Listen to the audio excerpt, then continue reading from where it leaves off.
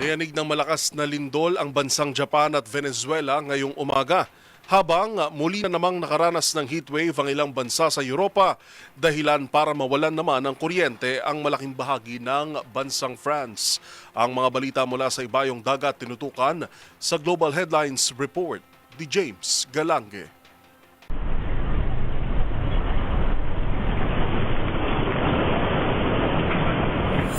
Balita mula sa Japan, muling niyanig ng 6.9 magnitude earthquake ang hilagang bahagi ng bansa kung saan ilang kilometro lamang ang layo nito mula sa capital city na Tokyo. Bagaman sa lakas ng lindol, wala namang naitalang malubhang sira sa mga gusali o nasawi sa sakuna, habang pansamantalang sinuspende naman ang operasyon ng ilang public transportation. Kung matatandaan, niyanig ang Japan nitong Abril ng 7.7 magnitude earthquake at patuloy naka-alerto sa banta ng tsunami na maaaring tumama sa kanila. Pero sa ngayon, nakasisiguro naman ng mga otoridad na walang banta ng tsunami o storm surge sa kanilang bansa dulot ng lindol.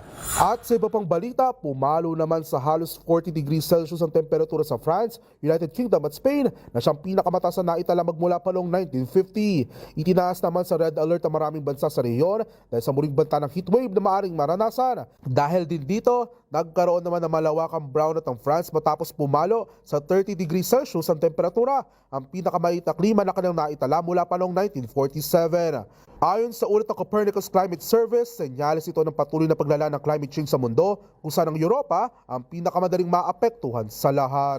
At yan naman nakalap nating balita mula sa iba't ibang panig ng mundo. Para sa MBC TV Network News, ito si James Galange na DZRH TV. Una sa Pilipinas, una sa Pilipino.